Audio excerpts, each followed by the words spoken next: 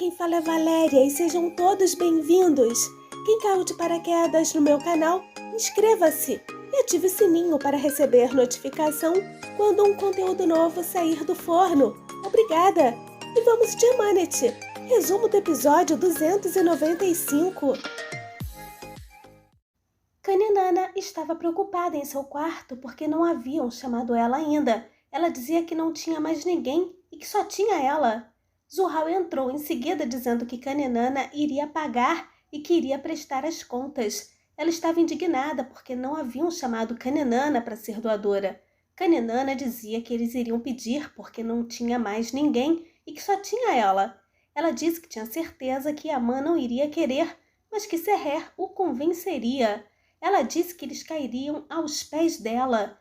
Zurhal disse que não iria esperar e que Kaninana também não. Zurhal disse que o médico logo iria na mansão e que ela iria se sacrificar pelo filho dela. Ela pressionava Kaninana. Yaman, enquanto via um diário, externou sua dúvida, perguntando se eles seriam capazes de preencher aquelas páginas em branco e se eles teriam tempo.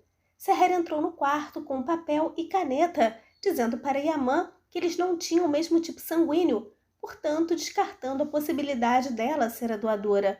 Ela falou que o Zia não poderia por conta da doença dele, mas Yaman disse que ele já sabia. Yaman falou que o médico havia informado sobre a formação vascular dele, das estruturas dele e do tempo que ele tinha.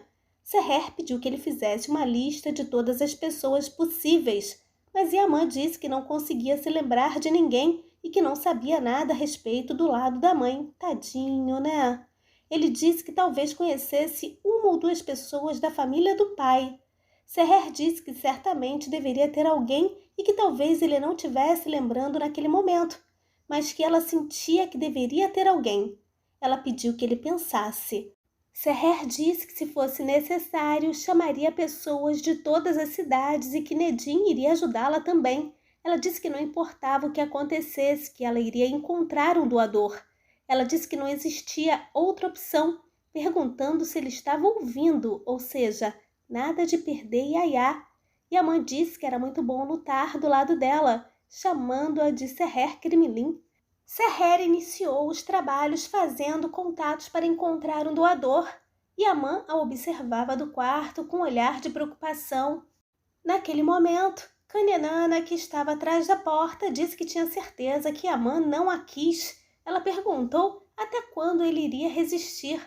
Ela ainda disse que Seher não seria capaz de encontrar nenhum parente.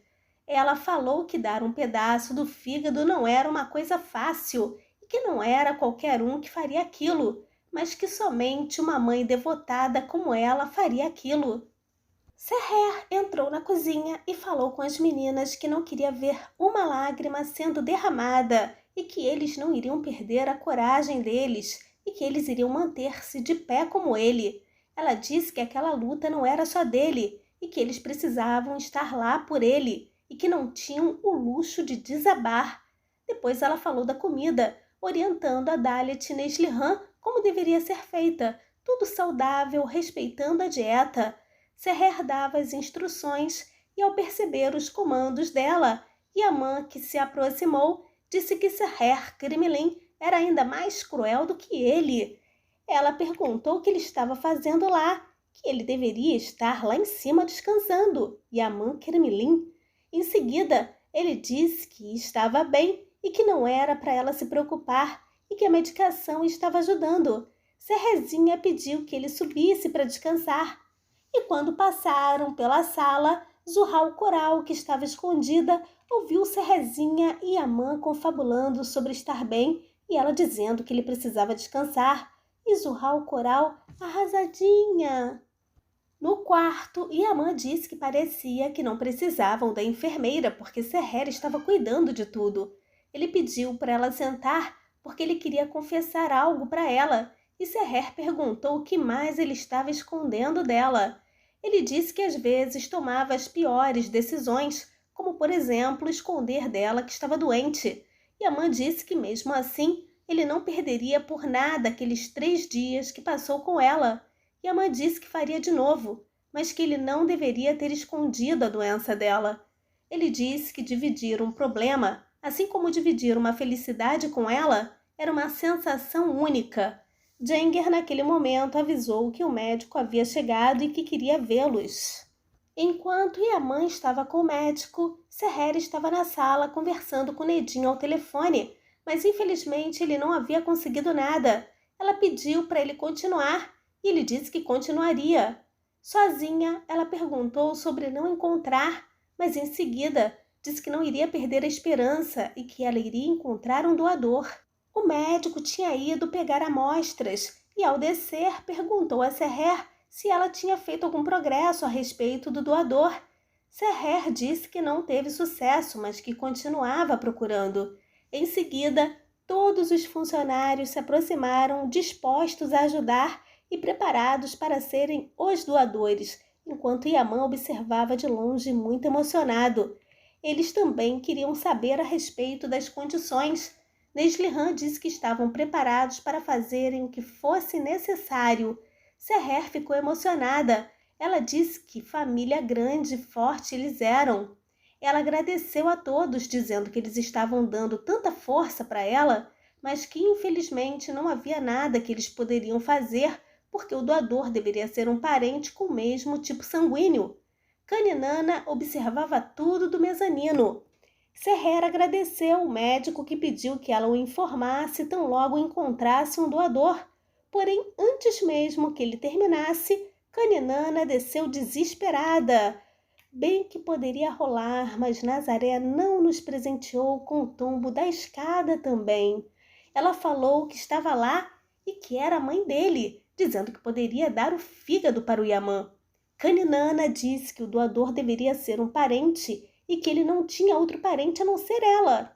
Ela pediu que ele checasse para que ela pudesse doar. Ela disse que daria o fígado dela para o filho e que faria qualquer coisa para que ele vivesse. Que teatro! Naquele momento, o médico disse que ela não poderia ser a doadora e Kaninana perguntou o porquê. Depois de 1 minuto de silêncio e com plateia, Kaninana perguntou se Yaman não queria. Porém, o médico disse que ela não poderia ser doadora porque ela tinha câncer.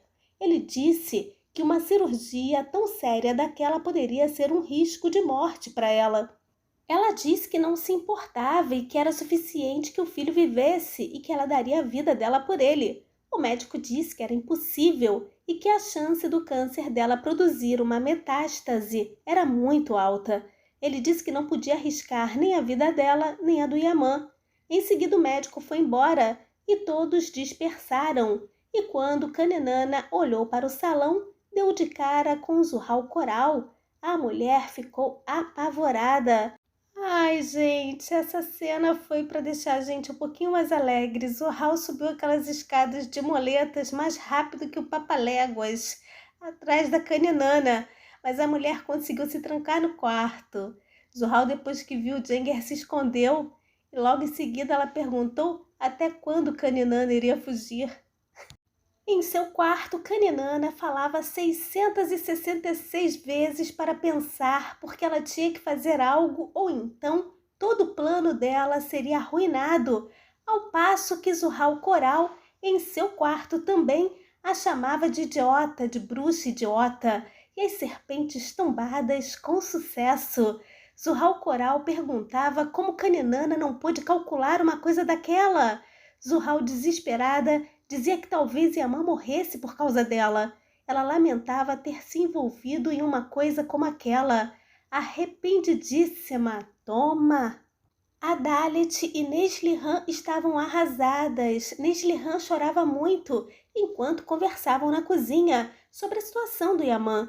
Porém, Yusuf ouviu um trecho em que elas falavam sobre a necessidade que ele tinha de um pedaço de um fígado de um parente. Neslihan falou que Yaman precisava daquele milagre para se curar e num período curto de tempo. Em seguida, Yusuf sussurrou, dizendo que o tio precisava de um milagre para se curar e ficou pensativo. Seher procurava Yusuf pela casa inteira, perguntando a todos, mas ninguém sabia o paradeiro da criança. Ela foi até o quarto do Yaman, falando que estava procurando Yusuf em todos os lugares. Jenger avisou que não o encontrou, mas Yaman imediatamente tirou o acesso, dizendo que não iria ficar ali parado, perguntando se ele estivesse esperando por ele ou precisando dele. Todos se mobilizaram e Yaman coordenava tudo. Quando estavam prestes a sair de carro e Taus, o médico entrou e tirou Yusuf do carro dele. Seher perguntou onde a criança estava, muito preocupada. O médico disse que ele se escondeu no carro porque ele tinha algo muito importante que ele queria falar com ele no hospital. Naquele momento, o médico pediu para Yusuf contar e Yaman quis saber. Yusuf disse que foi pelo tio, porque ele precisava de um milagre para ficar bom. Ele disse que eles iriam tirar uma coisa que o faria sentir-se melhor do sangue de um parente. Yusuf disse que afinal o último nome dele era Kremlin. Ele disse que significava que ele poderia ter aquela coisa, ou seja, o milagre, e que foi por aquele motivo que ele foi com o médico. Yusuf pediu que ele deixasse o médico dar o milagre que estava dentro dele e que ele nunca mais ficasse doente outra vez. Ao final, ele abraçou Yaman, dizendo que era o tio querido. E a cena foi emocionante demais. Chorei balde, gente. Chorei muito. E amanhã, Seher falará com Firat, que num primeiro momento não se manifestará. Porém, pode ser que na próxima semana tudo se resolva para esse plot terminar, porque já deu de sofrimento, não aguento mais. E amanhã falaremos do núcleo B. Querida amiga Liz Fabri, obrigada pela tradução da novela. Seguimores, obrigada pela visita. Deixem comentários e joinha para fortalecer o canal. Lembrando que os links para assistir Emanet ao vivo e pelo Telegram legendado encontram-se na descrição do vídeo, bem como os links para me seguir no Instagram e Facebook. Lembrando que teremos live amanhã às 16 horas. Um forte abraço. Bye, bye.